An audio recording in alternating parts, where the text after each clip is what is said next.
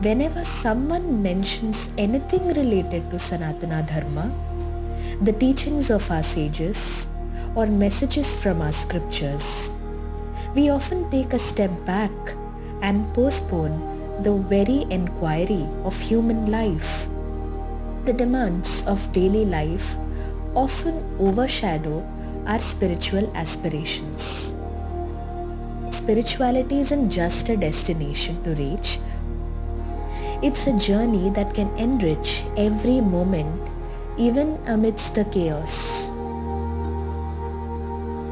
Let's explore how spirituality isn't just a future pursuit, but a transformative practice that can infuse clarity and purpose into every aspect of our lives, right here, right now. Join us as we uncover the truth about spirituality and its relevance in our daily lives. Jai Guru.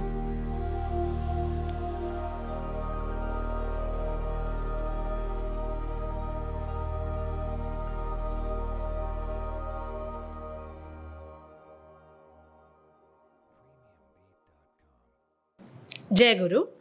Pranam to Pujya Swami Bhumananda Tirtha ji, Swami Niviseshananda Tirtha ji, and Pranam to Ma Guru Priya ji. And welcome to another episode of Conversation with a Mahatma. Today, you have with you me, Ashwati, and my friends Sneha and Shubha, and we will together facilitate today's session. When we think of spirituality, generally we tend to think that spirituality is separate from the mainstream life, that it is something that we should explore only towards the tail end of our lives, or that spiritual values and modern progressive values are mutually exclusive. All these thoughts indicate that we do not have sufficient clarity on the essence of spirituality and its application in our lives. Today, we'd like to address some of these misconceptions, especially for the benefit of our youth, and offer insights into, as well as a practical approach towards spirituality. We have with us Swami Niviseshananda Tirtha ji, also fondly known as Nutan Swamiji. Nutan Swamiji is a sannyasin disciple of Pujya Swami Bhumananda Tirtha ji. He is a PhD holder in physics and previously worked as a faculty scientist at IIT Kharagpur. Swamiji has extensively worked with youth across the globe in countries including India, Malaysia, Singapore, and the US. Whenever I have attended Nutan Swamiji's lectures, I have found that he is very logical, never imposing on us, yet offering explanations in a step-by-step way and taking us through the answers so that the final truth is revealed to us. Nutan Swamiji adopted spiritual values very early in his childhood and has beautifully incorporated them throughout every aspect of his life, whether it was childhood, college, or his professional career. We are very happy to have Nutan Swamiji grace us in this occasion and help address some of the questions that we may have. Thank you, Swamiji.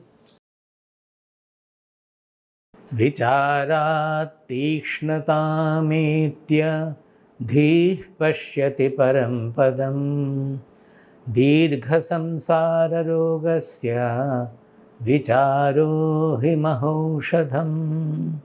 Vicharat tikshnatamethya dhih pashyati param padam dirgha samsara rogasya vicharo hi mahaushadham. Hari Om Tat Sat. Swamiji, the first question to you. Why do you think it is worthwhile for youth to take up spirituality? And what are some misconceptions or barriers that may come in the way for them? See, the question is, what will be worthwhile? Naturally, we will understand it from what do we want to gain. Anything we pursue, particularly in young age or throughout in our life, unless there is something we gain, we don't pursue it. So the question is that, do we want clarity of our thoughts? Do we want very enlightened decision making? Do we want a peaceful mind? When is the mind most efficient? Anything you do, maybe you are solving some problem of mathematics, or you are studying a new subject, or you are in the boardroom of the directors, wherever you are, when will your apprehension of the problem and the solution coming to your mind will be best? Is it not when the mind is very peaceful, unagitated, or distracted by something? So naturally, if spirituality gives us those qualities, naturally we will say it is worthwhile. There are many other benefits also. As we proceed, we will discuss.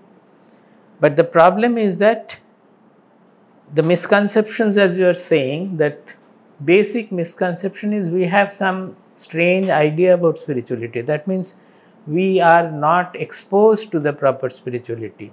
Whereas in our country, it should not have been like that.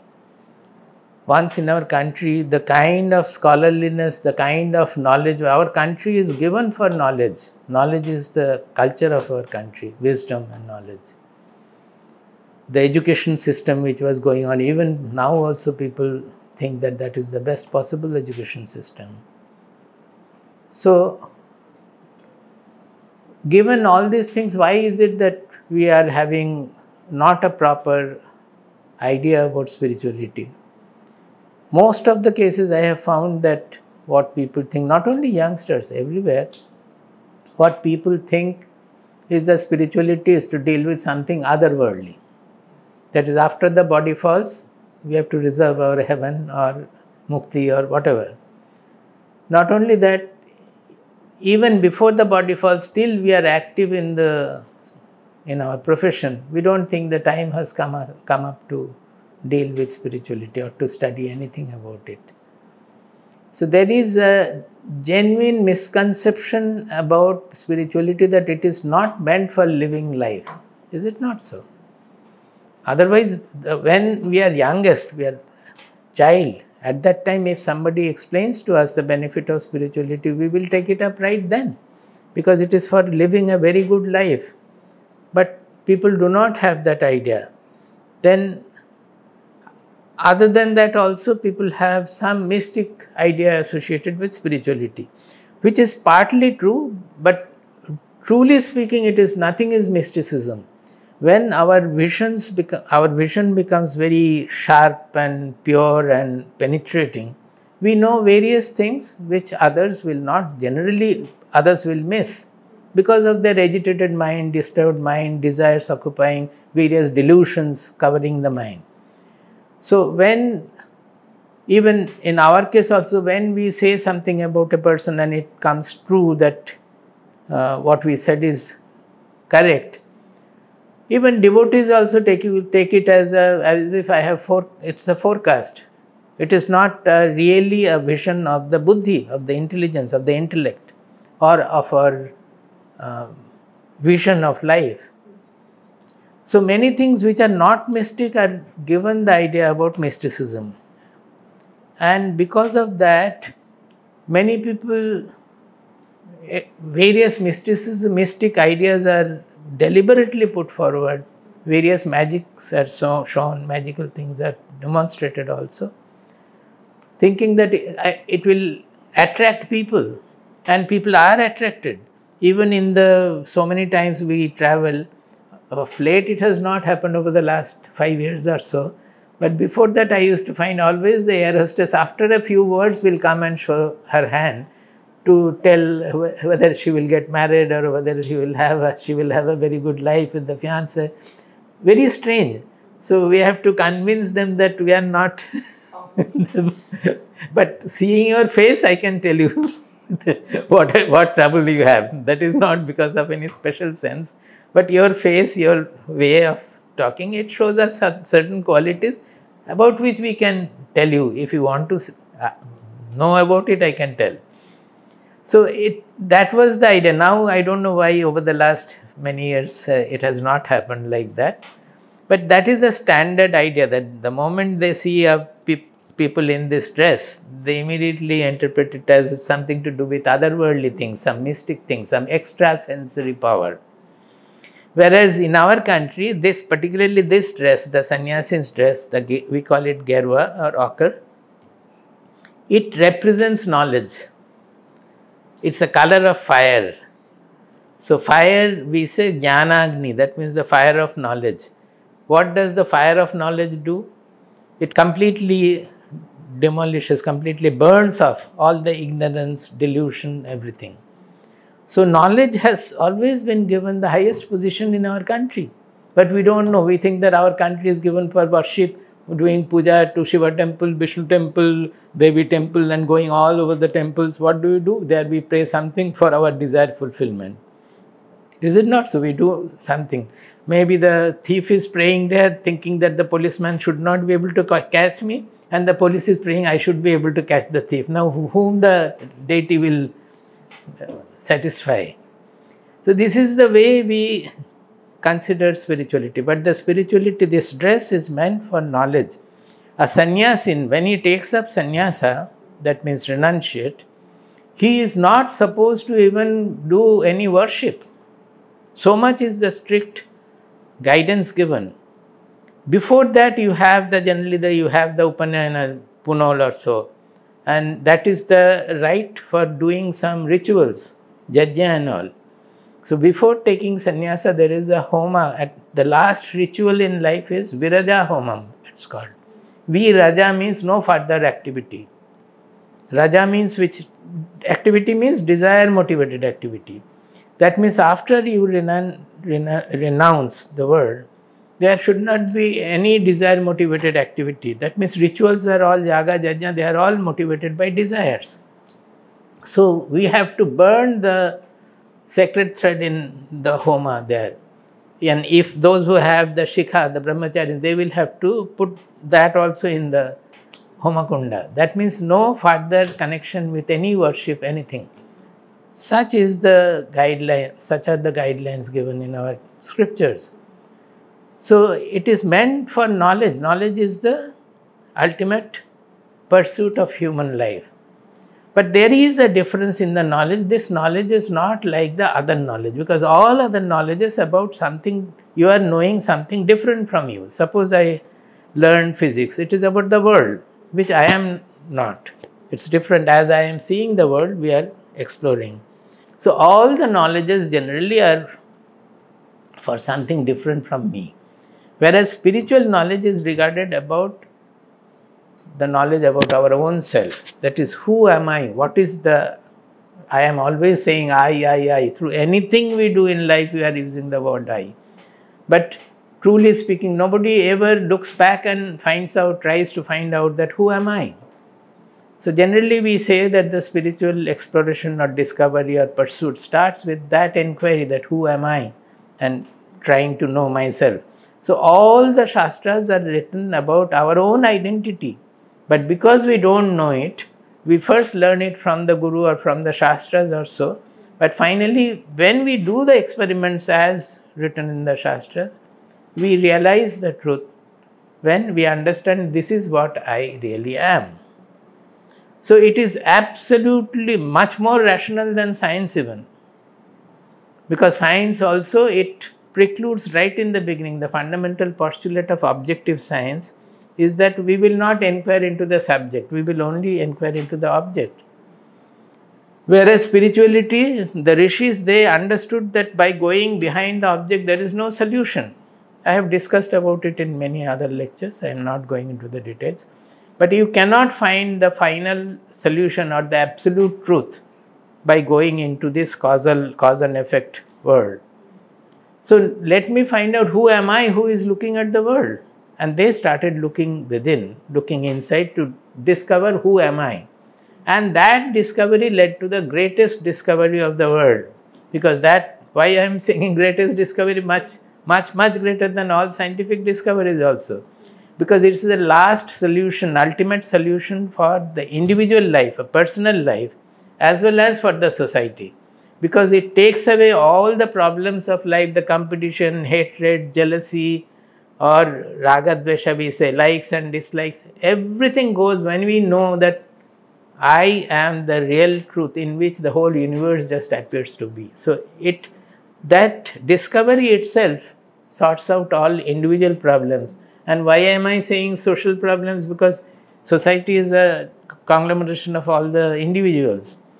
Whatever strife we are finding in the society, like now the war is going on in so many places and all, it all grows from the individual competition, in individual lack of love, himsa, as we say that. All those tendencies, they go. So the society also becomes very harmonious, livable and sustainable society. So that if this conception about spirituality is set right, should it not be important for the youth also? So the second part of the question was, what are some misconceptions or barriers that may come in the way for youth that prevents them from exploring spirituality? First barrier is that we don't know what is spirituality. And for that, the youth is not responsible. They are not responsible for that. It is the earlier generation, not only one, maybe quite a few generations, they have not known what it is. It was there in our country, very much prevalent in our country. But because of the paradhinata, that is, we had slavery for more than 1,000 years and many other reasons also, that we have not been able to remain in that culture. So naturally, we cannot blame the youth, but the fact is that there is a lack of knowledge about what it is. That is the greatest barrier. Then other difficulties will be there. When we know also, we will not be able to take it up, because not only youth, anybody, because of, shall I tell now that many people will have various desires, and they have the idea that spirituality mein jana hai to desire chhodna padega. That is, we have to leave all the desires. And many people have the feeling that I will not be able to rise in my career or in my life if I go to spirituality. But that I am saying right in the beginning, that whatever you do with a peaceful mind, with an undisturbed mind, you will be able to perform your best. That means a really spiritual person, if it takes to any objective pursuit, he will be able to do it the best of his whatever qualities he has. That will be the best performed. Swamiji, so today's youngsters from a very young age, they have a lot of pressure to perform. Like even 13 or 14-year-olds, they have to choose their careers even in their young age.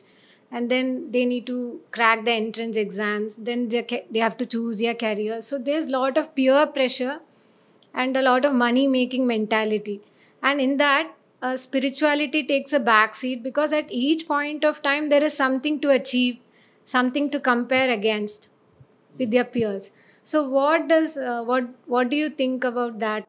It is the same thing. They have a feeling that whatever I am going to do, suppose career, I want to, that his efficiency will be hampered by taking to spirituality. Spirituality means what? Getting the proper knowledge. First of all, what do we mean by spirituality?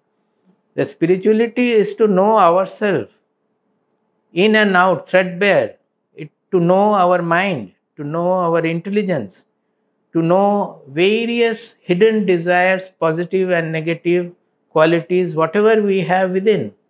So spirituality, first of all, it means looking within. So when we look within, and we can look within with a focused mind, with an undisturbed mind, so many things, they become known to us.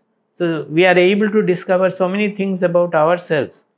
So that helps us to bring out the best of the person, the best personality, which my qualities are capable of producing.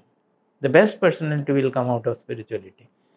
But we have the different idea, so we don't have that idea. It is not exposed like that. In childhood, those who are exposed to that, they will be definitely helped by that. Whatever they do, they will be doing it very well. Say, I can talk from my own also. When I started doing my PhD research, it was very peculiar condition because within 3 or 6 months of my joining, my guide went over to Canada. And from there he sent me an appointment letter to come to Canada and work there, which I did not want, and it did not happen also because of some visa restrictions and all. It did not happen. But so I was left alone, and the topic which I was dealing with, we did not have a second student working on that anywhere. I think anywhere in India we did not have anybody. And on that, some Raleigh in 19th century had done something, and after that nobody has worked something like that. So it was entirely left on me to struggle with and truly speaking, I was not very much fond of that kind of mathematics also, huge mathematical problems. But I was just working as if it is a play. That means what I would do, I would generally go on reading because I have been given a problem. What shall I do with the problem? I will try to solve it. And in the solution, I found that my mind was automatically going to find out some very beautiful harmony and symmetry in the mathematics, because they were very big equations. A number of equations, if you try to find out some data, the number of equations also go on increasing. So it was a difficult problem that way. But just this, to work without any that, whether I will get PhD or not, that thought was never there. Whether I will be successful in solving it, I was almost knowing that it cannot be solved. Almost sure that it cannot be solved. Then why should I? Because my nature was that since it has come, let me do and see. So I was free of the desires, I free of the ambition or delusion about anything that by PhD some great thing is going to happen. Nothing generally happens by doing PhD. So I was very free in my work and I was just working, and the final solution came in a strange manner. One day I found that the equations are looking very beautiful. What is that? They are the numerator and denominator. One is the derivative of the other. That means if you plot it on the computer, it will give rise to some maxima or minima. So that beauty of the equations, and it happened in a very strange manner, changing it this way, that way, etc. What I want to say is that, and that solved the problem, because although it did not have any analytical solution, those who understand statistics will know better, it had the numerical solution. If you put data and plot it from the maxima and the optima, you will be able to understand what is the variable, you will be able to find out the answer. Now, in that, what I am saying is that most of the cases I have seen, the PhD students, their complaint is that the guide is not looking after them. They are not able to progress properly because guide, he doesn't spend any time at all, Swamiji. He only 2 hours a week or so we get. So I tell them this story that my guide was coming once in a year to India, and that too I used to get one day for about 3-4 hours. That's all. And no mobile was there, no internet of that kind, nothing was there. I was simply working with whatever solution is there, and I got it the best possible solution in that state. So what is the difference here? My spirituality I did not gain, it was my nature. So I am not saying that I did something in my Kartritva was not there in this case. I was of that nature. But I want to see that nature helped me immensely in working through the hurdles in the best possible manner I could have thought about. Otherwise, I would have first of all dejected. I would have left this, gone to some another guide where I will think that the better solution will be there, or he will be able to look after me. Or after working for 1.5 years or 2 years, I would have left and gone, something like that. Actually, I was leaving and going to Pondicherry, but that I did not. My Gurudev Baba prevented that. But whatever it is, the spirituality was the only thing which help me in doing all these things. So because one thing is true, that in our pursuit, whenever any obstacle comes, a spiritual person will never come away, get defeated and go look for something else. Any obstacle or any difficult, say unfavorable situations, a spiritual person will take it as an opportunity for a further growth. Any hindrance, any unfavorable situation, he would, by nature, he would like to course through it, because he is in the situation. He would not try to always avoid the situation and go this way or that way. So there are very great qualities one can have through the spiritual pursuit and the understanding the knowledge, which will definitely help them to have the best of their career, best of their life also. Because everywhere we get deluded by certain things, even in life partner also.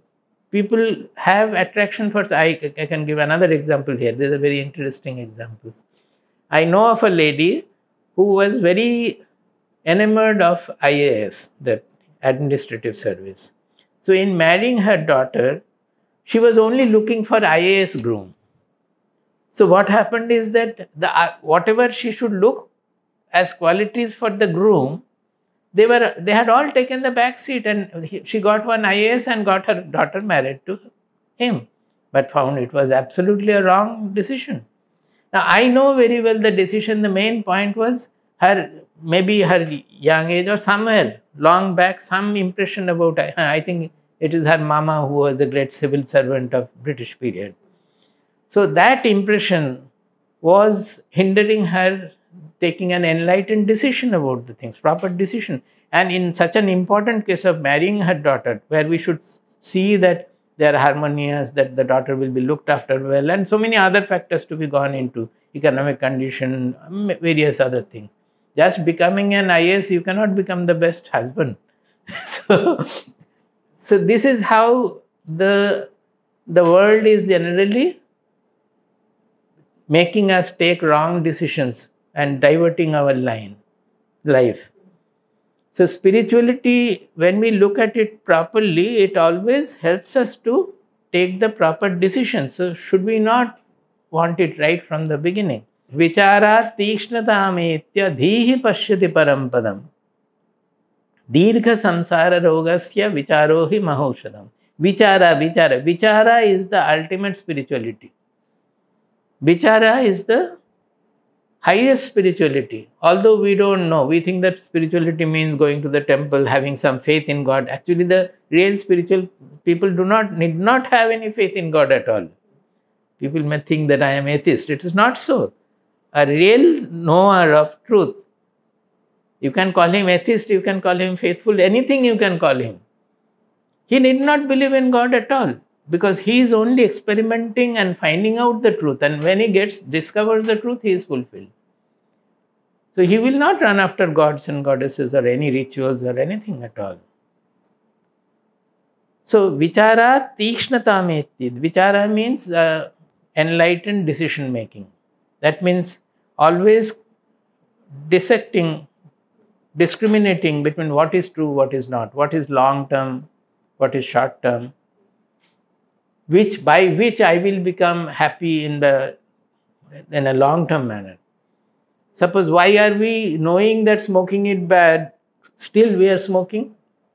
Because our indriyas are slave to certain things. While knowing certain things is, forget about smoking, even food also, certain things, knowing that it is not good for health, we are still addicted to that.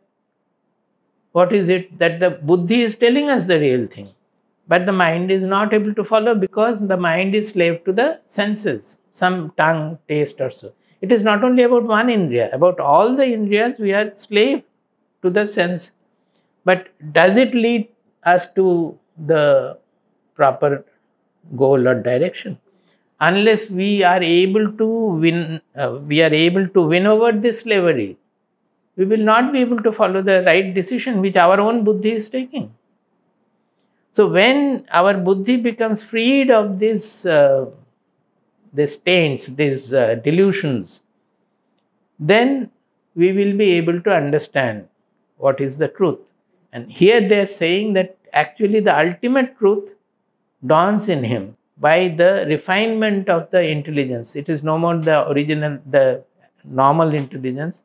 It becomes so refined, so wholesome, so all-pervasive that the truth dawns in him.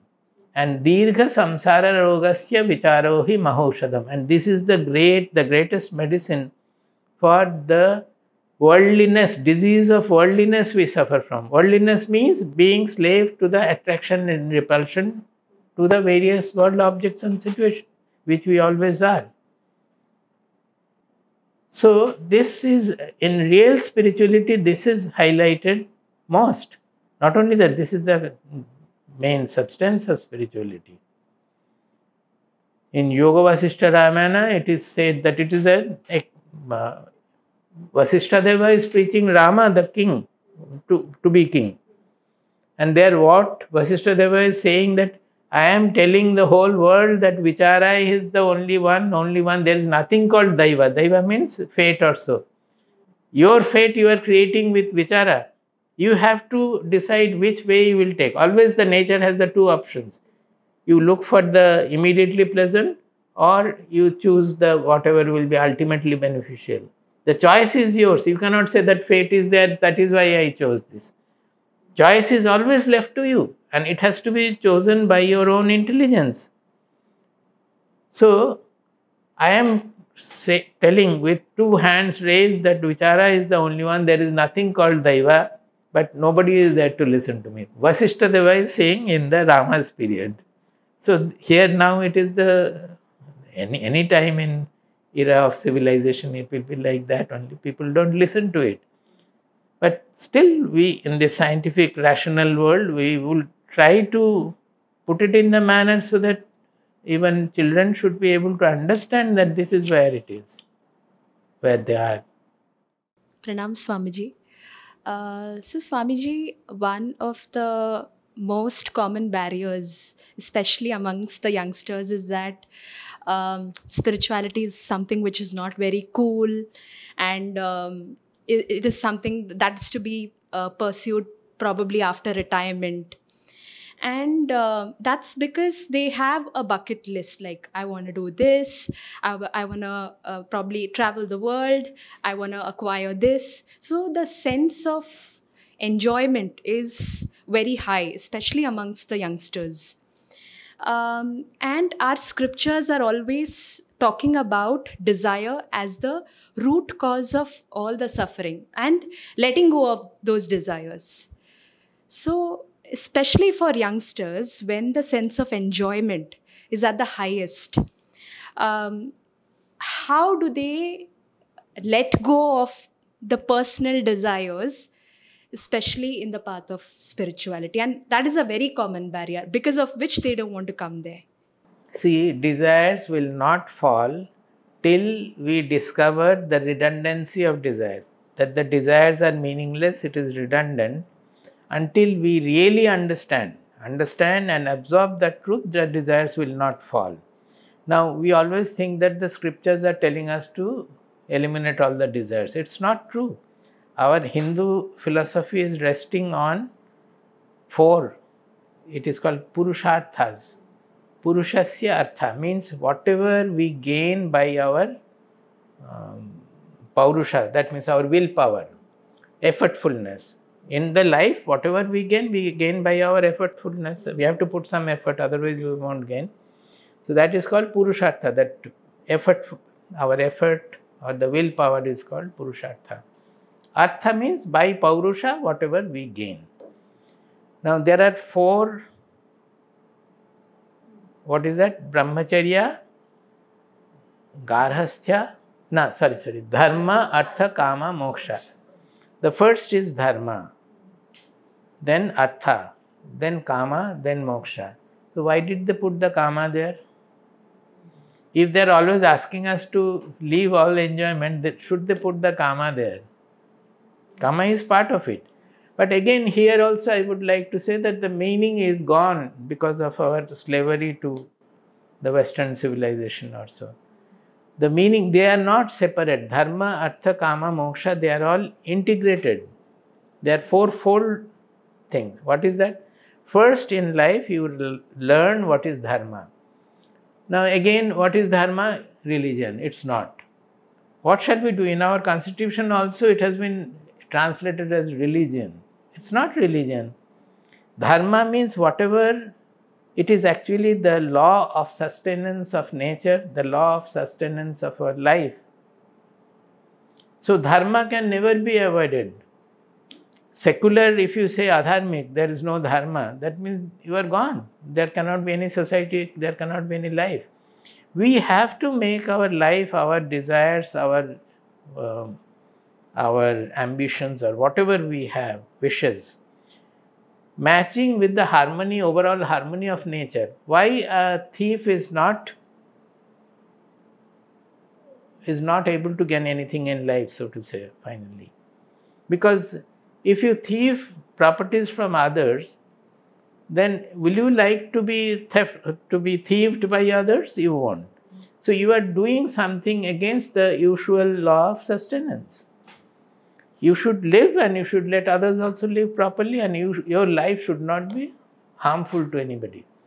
Now this law of sustenance of life, which in Sanskrit we say dharana, that is dharmo dharayati prajaha, dharma eva hato hanti dharmo rakshati rakshitaha. That means if you preserve this law of dharma, then dharma will protect you. If you flout dharma, then dharma will kill you. It is very important. We now talk about ecology and all, but these are there from prehistoric times. That when you are, suppose you are not cleaning the effluent before putting it into the river or the atmosphere.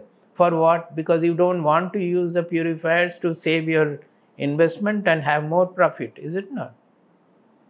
Is it not? Otherwise, you should have proper methods of that. Law also you are flouting there when putting the effluents in the river. In that process, suppose your profit is increasing.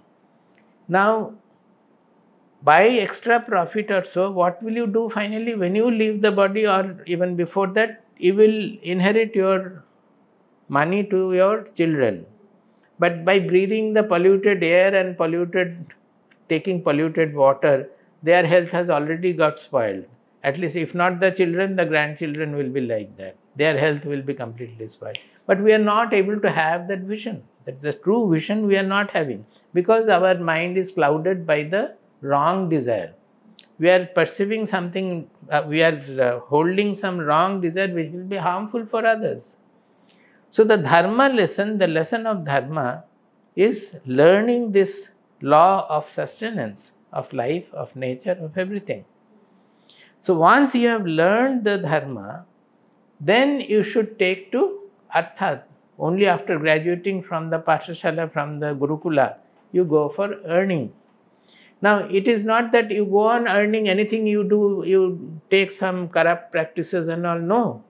The dharma you have learned, you have to earn on the basis of that dharma. You cannot flout dharma in your earning. That means you must earn in a manner which will be good for all others, not harmful for anybody, which will give you a better life and also will not cause harm anywhere in the society. Basically, the dharma you have learned, you have to earn completely following that dharma. Artha. Then kama, desires. Once you have started earning, you will fulfill your desire, because normally most of us are born with desires, except one or two here and there, those who take to sannyasa from a very childhood or so. Everybody will have some desires. Even they may have certain desires of a subtle kind, subtler. So the desires have to be fulfilled. Otherwise, they will not allow you to get to that ultimate spiritual level of freedom. The mind will not allow to have the freedom and joy which the spirituality promises. That is, I understand that that is the highest joy and that is the bliss we call. But the fact is that as long as our mind is bound by the pressure of desire and hatred and whatnot, all those things, it will not be able to take that.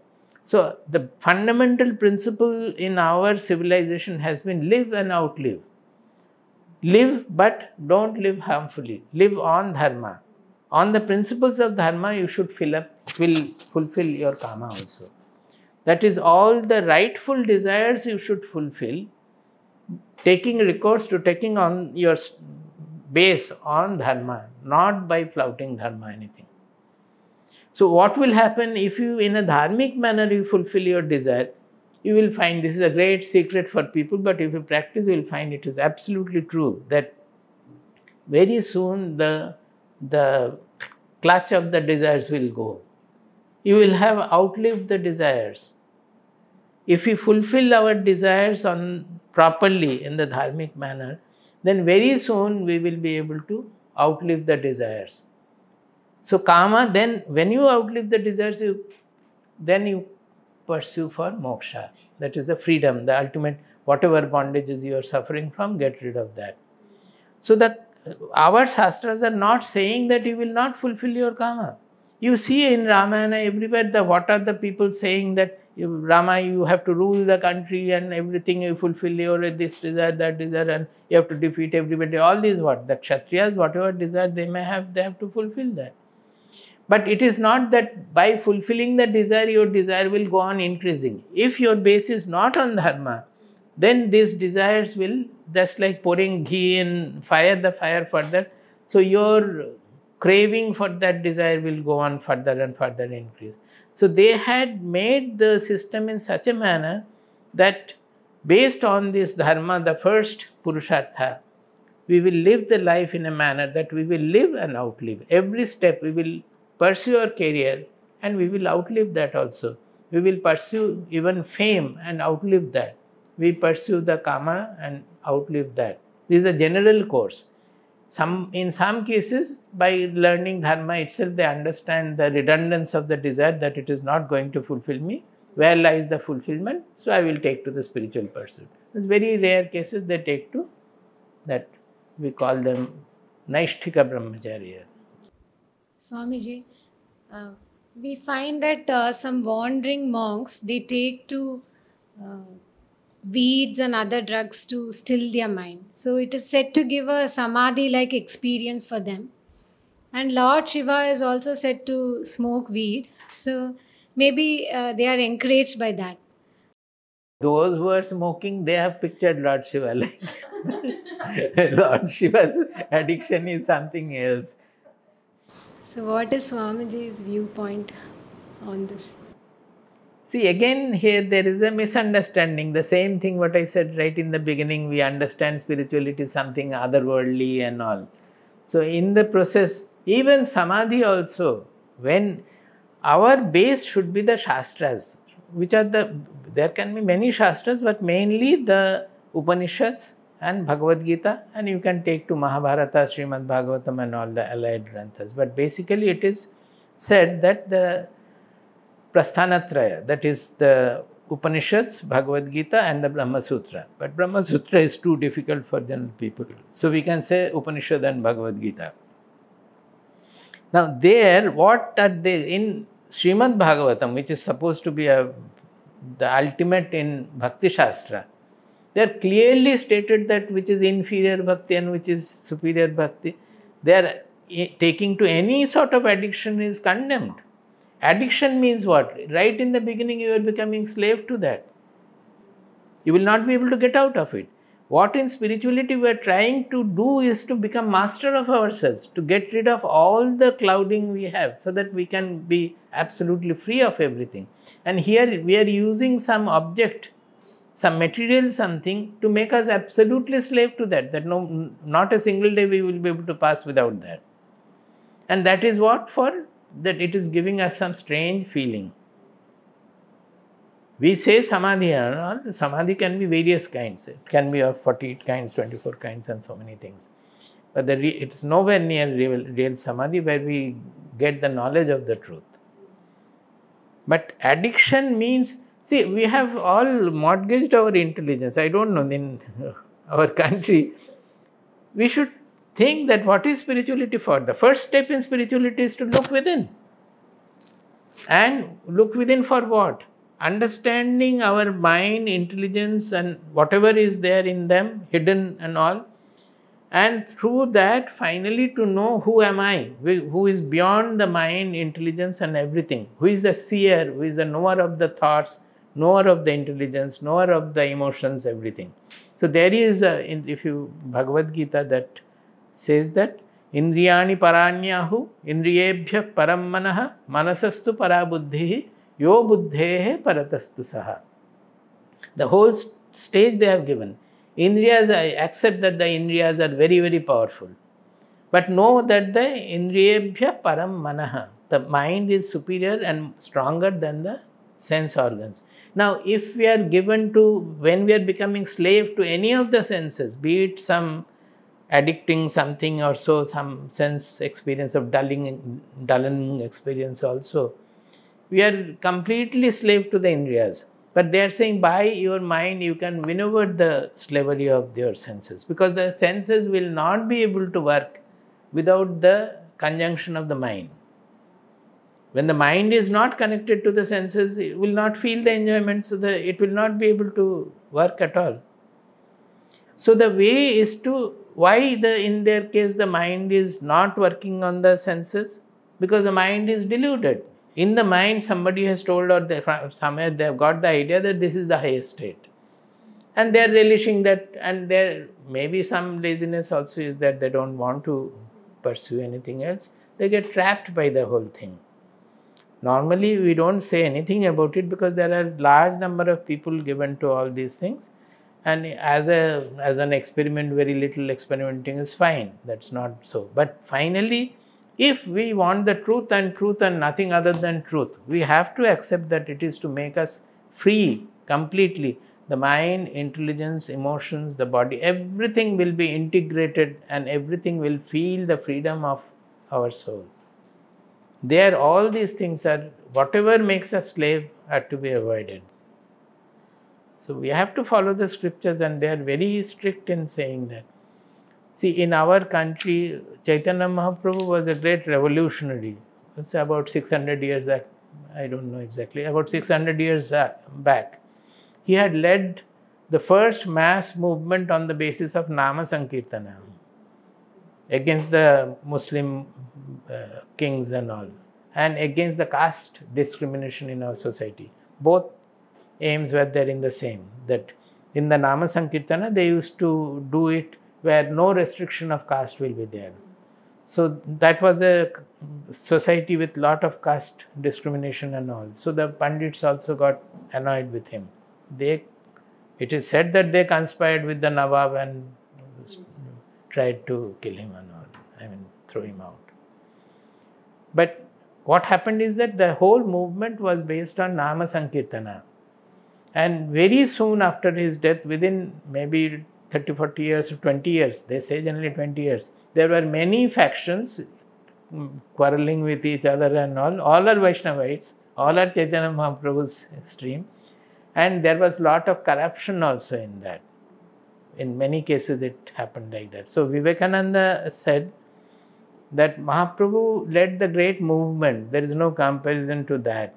But he had made a great mistake, according to Vivekananda, that he did not give any of the Shastra basis to the people. Unless people are given the Shastras are meant for bridling the society, for guiding us on the right path, guiding those who are spiritual seekers also on the right path.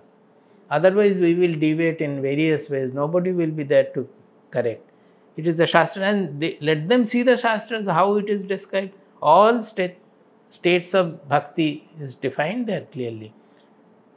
The Vaishnavites, they regard the Srimad Bhagavatam as their Bible. So here it is very clearly stated what is Prakrita Bhakti and what is the supreme Bhakti. Everything is written there. We have to know it from the Shastras and follow it. For teenagers and for young adults, these are formative years. This is the time when they are exploring the world. They're trying out new things. And in the process, they're very easily influenced by their friends, celebrities, and so on. And often what they want to do and what their parents are telling them to do can conflict. So what can the youth today do to create a balance between experimentation versus maintaining a healthy relationship with the elders in the family. And what strategies can they use in terms of having healthy communication with their family members? See, before answering that, I would like to say something, that if you find something is wrong in the present, where lies the cause of it? If the present is wrong, where lies the cause? Is it not in the past? If we find the present generation to be troublesome, then it is their parental generation which is to be blamed first, or even their earlier generation also. So first thing I said that because we should never blame the present generation is the first thing. Whatever, if it's not to our liking also, or whatever defects they may have, we should not blame them for that. But because whenever I have said this, the parents who are there, they have replied that, but we were never given to all these things. These people, where from did they get it? Naturally, my answer is that you were never having even a mobile, or maximum you had your ambition with an ambassador car or so. You did not have how many things are attracting and pulling them, and from what age? From 4 or 5 he is able to operate on the computer and the mobile and see the internet and all the influences created by the rubbish influence created by the internet, which the elderly people also are not able to protect themselves. They get attracted by them and they also enjoy all those things. What will the children do? Should we not be sympathetic to them? And it has happened because of us only. We did not restrict them. We did not bridle anything. What happened is that because they might have not been given to any of these wrong things. But where they lack is that they have not studied the Shastras and taken to the right thing. When the child is not going to the temple, they are either scolding them or beating them or saying that they must have faith in God. Have you ever thought about it, that by having faith in God, how much you have got benefited in last 50 years or so? Nobody will look to themselves to find out. So the problem is there in the society. We have to accept it, that this is what has happened. There is no point in blaming the British civilization that he has spoiled our education system. That is why. What is the point in its history? Fine. But we are here from where we have to go. Even to this generation or to the previous generation, so many lectures which was there never in our country. Such spiritual lectures of Jnana Yajna type where the saint is speaking to the people free. It was not there. People used to learn from the yatras and some dramas and all. They have learnt are going to some pandit. So much of good influence being there also, we have not heeded. The parental generation you think of, even 0.000001% also have not listened to any of these things. So should they not have questioned themselves that what is this, why am I going to the temple, what am I looking for it, the fulfillment of what, and all whatever questions are there. The present generation, as the society is progressing, they are much more intelligent. The intelligence is growing, and for increasing the intelligence also the present society is helping, because so much of data, so much of truth and so much of analysis, all these things are feeding into them, and by generation to generation their intelligence is growing.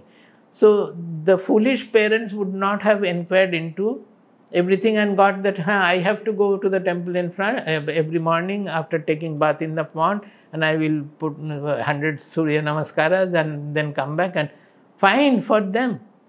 But you should have been able to convince your children why should you do it, or what should you do in that case. So even now also the Savior will be always approaching the children through wisdom, not through any shasana or anything, punishment or anything of that sort, or even not by lamenting that what has happened we don't know. You know, you have to know what is it. You have to first of all learn, and then you have to approach through wisdom. For the parents, they should approach through wisdom to the children. And for the children, I would suggest that, although they may not be able to, but I would suggest that they should also appreciate the truth of the situation. Whatever I said, parents and children both should understand that this is what has happened to the society. So they should approach their parents with a love, that they also did not get it, or something happened. Now we should consider them with a sympathy and love and whatnot, and try to satisfy them by following something they are saying. By that, nothing great will happen. But the moment the parents approach through wisdom, things will change greatly. That I have seen also. Many ways people try to convince, but when you approach through wisdom, they understand, and because they are intelligent, basically they are very intelligent, they will take to it. Even why children, everywhere we should approach through wisdom. But in practice we find everybody is given to the ego that humne ye bola hai, I have said this. So even in the director board and people, if what he wants to do, if it is said by somebody else, then he will not. Particularly junior.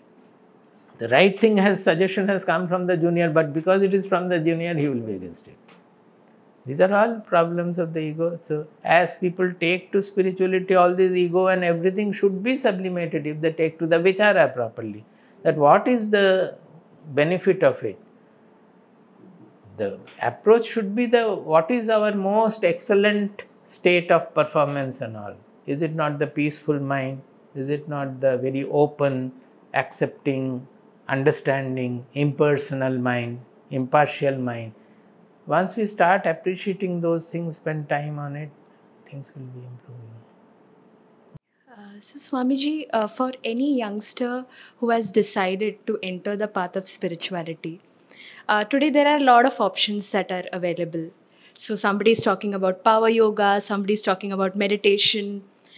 So there are high chances that the youngsters can be misled. So what according to you would be the ideal tool or sadhana or any best practice for them to pursue, especially once they've decided that, yes, I want to look within and this is the path of spirituality Even that I if want I to say enter. they are not going to listen, because it is not really that they are misguided, but you can misled, you said, but they are not misled, they are led only. You finally, to whom you go and from whom you get your advice, it depends on your deepest desires.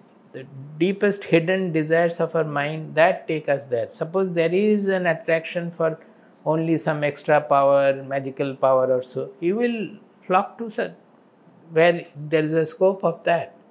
Suppose you are for fame, then you will always run after a famous person and try to be around him, getting photographed around him also, so that you also become famous through that. So it is the hidden desires of our mind which takes us to a certain advisor or so. But I would say that if there is a genuine yearning in our mind, then even if you initially might have gone the wrong way, you will be benefited and finally you will come to the right path. There is some nature's law in it also. That the basic thing what I would suggest them to have, that see that your deepest desires are pure. That what do you want? And don't try to get anything from the sky. That without pursuing anything, if you want to have great things, that is the most dangerous. But everybody is given to that. They go to a guru also to have something. Without doing the sadhana, they want the self-knowership or so, whatever you may say, whatever they understand from knowing the self-knowledge or so.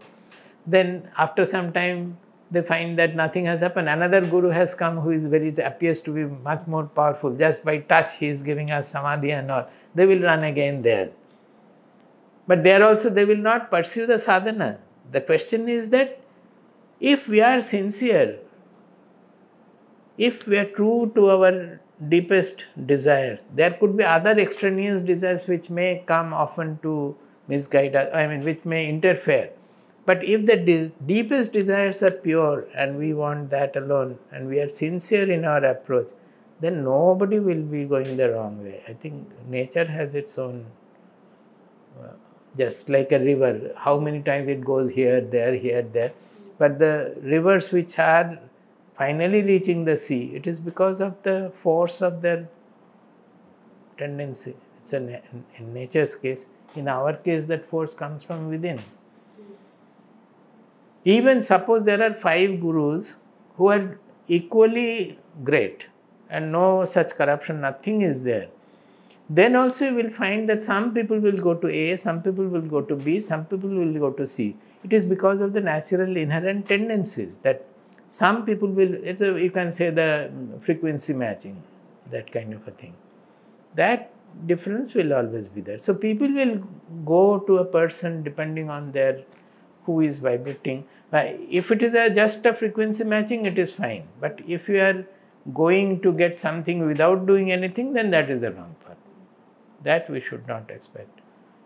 You get that meaning, that I mean that getting something from the blue. That is the desireful approach. There is no harm in, we always say that aspiration. Aspiration means you are effortful about it. Suppose I aspire for purity. Then the yearning for purity will work as a force in you. But if you say I desire purity, that means you are not doing anything to become pure, but you suddenly one morning getting up and I have become pure. It never happens. So whatever we aspire, aspiration is a very good quality. That is the same thing as you were saying about career and all. There also, if we have the right aspiration, then automatically we will flourish in our career without any desire. No desire is necessary.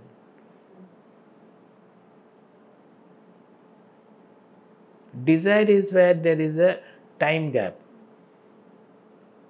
Can you say that I will love that person after 20 years? Huh?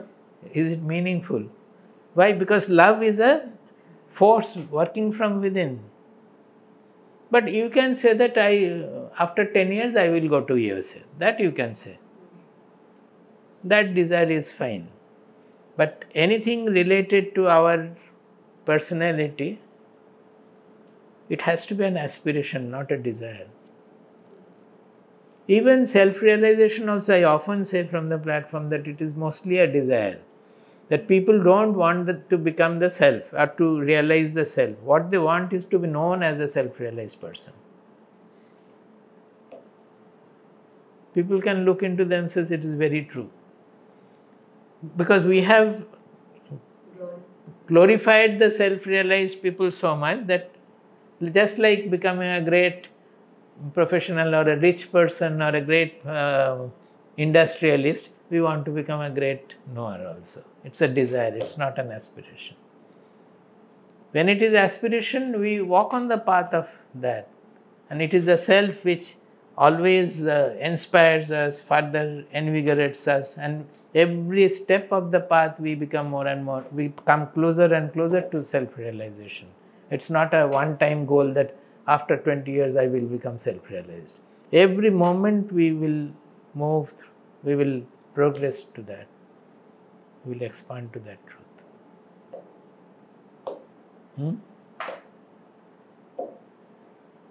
Whenever I say that I'm interested in spirituality, so people ask me like, do you meditate?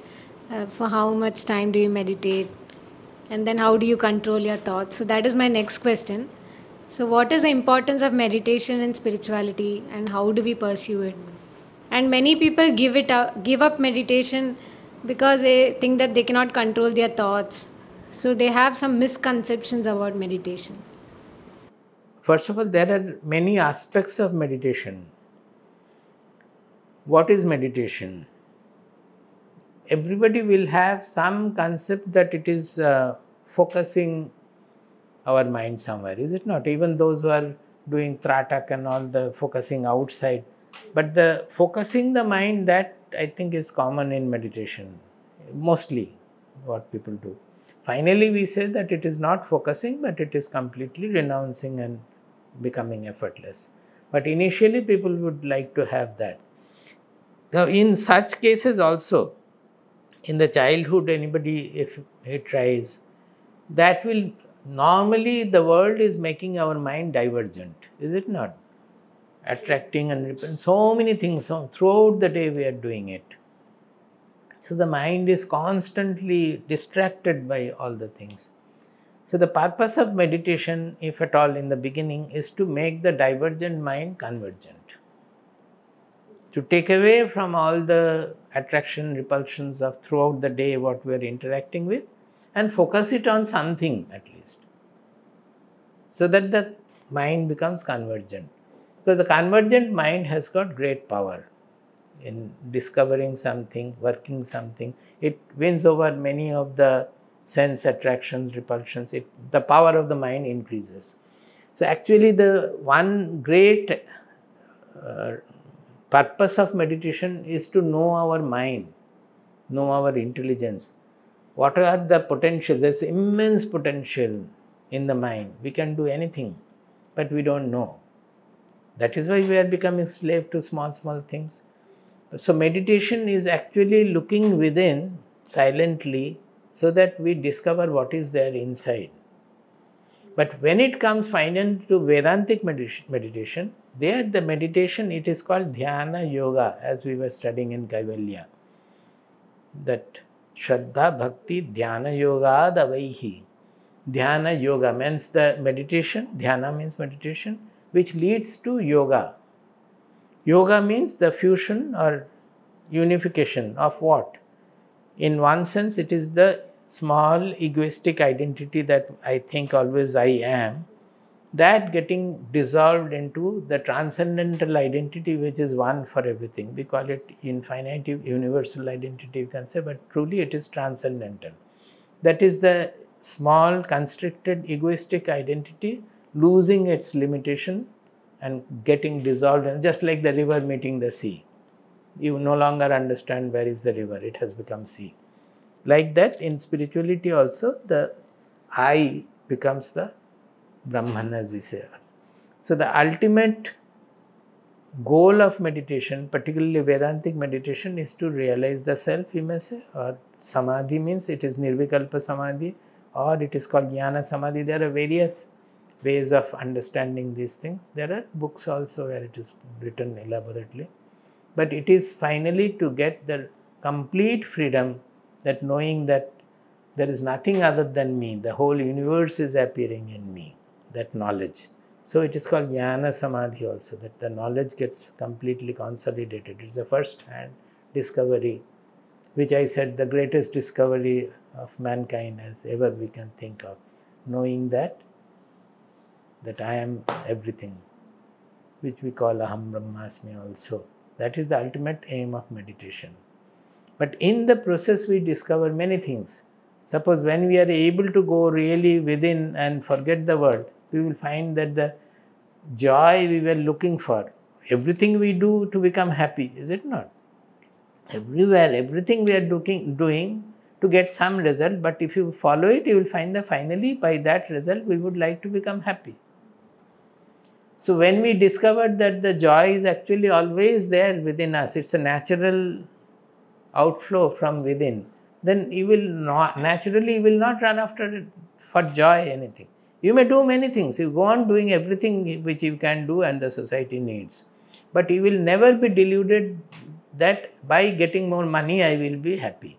Or by doing this I will be happy. By becoming a great industrialist I will be happy. By becoming famous I will be happy. By becoming a great speaker I will be happy. No. Happiness doesn't come from anywhere at all. This is also, see, everybody should know, looking around the world, should we not know the richest person is happy? Has ever been happy over the whole period that we know of? Or the most famous person, is he happy? The most powerful politician, has he been happy? Even Arjuna, after winning the war, was he happy? If happiness comes, it is not from gaining anything from the world. It is within. The source of happiness is within. When we don't look at the world at all, we become happy. When we forget the world, Ashtavakra says repeatedly in various ways, when we forget the world, we become happy.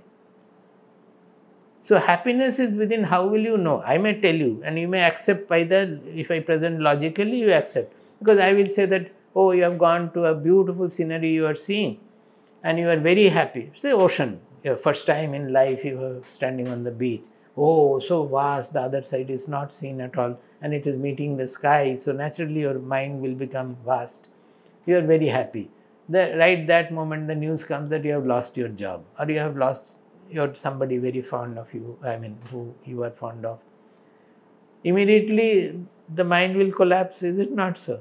But the same ocean is, or the scenery is right in front, it is there. If the happiness was there, it should come from there even now. What has happened? Your mind was generating unhappiness because for a moment, seeing the scenery or seeing the ocean, you had forgotten all other jhagda, pugda, small constrictions, whatever you forgot. You got lost in the vastness. And in that mind expansion in the vastness, you got the joy. That is the joy welling from within, when the mind is actually infinite. And if you can have that, then always the joy will be there. But because of a small attraction, repulsion, the mind always remains small. And you don't get the joy. But the joy is always coming from within. The first great discovery in meditation is that you discover the source of joy. It is not outside. So if you really think about it and analyze the do vichara over it, then it will completely, you will be able to win over the slavery to the world. You will never expect anything from the world. You will go on doing everything to be done. But not with the idea that I will become happy by gaining this. This is a great discovery. So meditation step by step will give us quite a lot of, provided we do it properly. So generally in Yoga Shastra it is said, I have told so many times, the meditation is, it starts from Sukhasanam. That means you sit comfortably. Very simple, because otherwise you will think of the body. If you try to sit in some asana, but after some time the body aches, then the meditation will not be there. The next is called Prayatna Shaithilya. Prayatna Shaithilya. That means effortlessness. Prayatna means effort. Shaithilya means looseness. That means effortlessness. Now, effortlessness is not bodily. Here you are already sitting comfortably. You will find that the buddhi, the mind, they are always effortful. There is a lot of stress, tension, everything. You let go, everything. Even finally that, is this samadhi? That is also an effort to discriminate and find out what is the state of the mind. Just simply you allow things to dawn in you to happen. You have to be just a witness. That is the best meditation. That is, you have to become a witness to whatever is happening. How will you become a witness? As long as your desires are not allowing you to become witness. As long as the desire to know something, this I will have from meditation, I will have some joy for meditation. You look for joy in meditation, joy will never come. You forget about the joy from meditation, then the joy will come. Because it's a natural state which we are constricting it by our own desire to attain something, to get something, to gain something. That is not allowing our mind to become what it is, to get dissolved in the soul, to dissolve in the Atma or so. So the real meditation lies always in becoming effortless. That even the children can practice.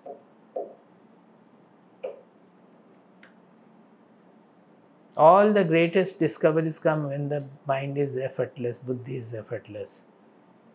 Even in science. That is what I was saying. I was playing with the equations. What was that? There was no stress. I never thought about whether I will become a PhD or not, whether I will get a proper job after that or not, whether I will have food or not. No such thoughts were there.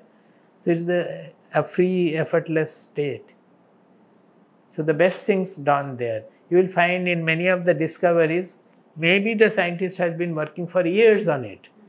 But the real thing strikes, the understanding comes when they are getting up from sleep in the morning, early morning. Because the mind is, maybe that day he slept very well or so, and the mind is absolutely relaxed. The truth simply dawns. in that effortless state. Even the best of the poems and all also, sometimes it will simply dawn, any art expression and all. That is why we are told that we should get up at the Brahma Muhurta. Swamiji, one final question, and I think to some extent you answered this in one of the previous questions. For an earnest seeker, whether they are a teenager or a young adult,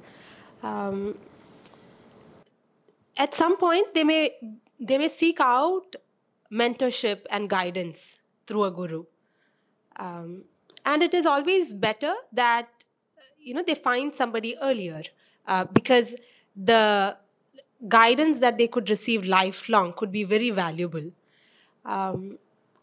Now, how does one find their guru? I said, no, it is always guided by one's own. Even if the greatest guru is right before him, he will not know him until his yearning is there. I had my own mama staying just next to us in Jamshedpur. The houses also were close by. He belonged to a very spiritual family, very reputed sannyasins are there in his grandfather's brother and then the uncle and all that. Very, very, otherwise also they were the landlords and all, economically also they were very. So some astrologer told him that his guru will be a great Mahatma. He will have the guru in a great Mahatma. So you can easily understand, in his mind he thought that I will have a great Mahatma guru. So many gurus came across his field. Our Swamiji stayed in our house for the Jnanajaja 3 years he stayed.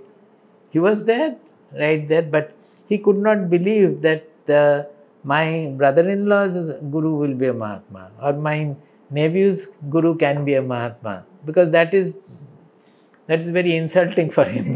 My guru will be a Mahatma. The king, as he says, he is king's guru, so he should wear the silk. You know that. So he never approached. Swamiji came, many others also came. Never anything, any inquiry, any approach. And he said also that my guru will be, let them have, but my guru will be a Mahatma. Poor fellow died without having any guru. So this is the truth actually. Until we become, the mind yearns for it, you will not know who is a Mahatma. See, a person may be a great person, everything he has, but generally we will not know. Only when he is given a Nobel Prize, we will run to him that he is a great person. The person is the same. The day before Nobel Prize and the day after Nobel Prize, he is the same, but he was not honored by anybody at all, because we are not valuing the qualities of the people.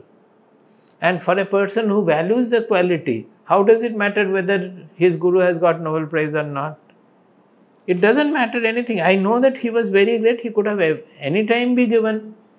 But sometimes they recognize, yes, I am happy that people have finally recognized their worth. They have given some award or so, that much. But he will not discover a new person there. Because the person, we are looking for the qualities, for the virtues in him. These are all simple truths. Should not the young people understand with their intelligence? So actually what they need is common sense. We don't need spirituality. Spirituality means common sense. It's absolutely common sense, but unaffected by, unperturbed by all our angularities, attraction, repulsion, delusion, etc. So we try, in spirituality, we try to have a full common sense, freed of all the kalmasha, freed of all the, the spoiling agents. So it's simply common sense is the pursuit of spirituality. Get the proper, the pure common sense. Swamiji, thank you so much. It was very enlightening for the three of us, the four of us here. And we hope that it is as enriching, enlightening, and a wonderful treat for any youngster or young adult or even adults who watch this session in the future. Thank you so much for letting us know that spirituality can be very commonsensical, very relevant, and very practical, and very alive in everything that we do. And it doesn't have to be separate. I think I have mentioned in the book A Great Association. Perhaps I have written there also. Otherwise, I often speak that the knower is the most sane person in the world. He might be a saint, S-A-I-N-T, but he is the most sane, S-A-N-E, sane person in the world. Because he has common sense and he follows his common sense, that's all. Lovely. Thank you so much, Swamiji. Thank you so much, Swamiji. It was very, very insightful. And the key of this entire conversation is that spirituality is nothing but common sense. And shouldn't the youngsters actually be pursuing that? And it's high time that we debunk all the myths that are actually attached to spirituality and ensure that people are looking within and understanding their own mind. And Swamiji, it was very, very insightful, and especially the way you answered all the questions.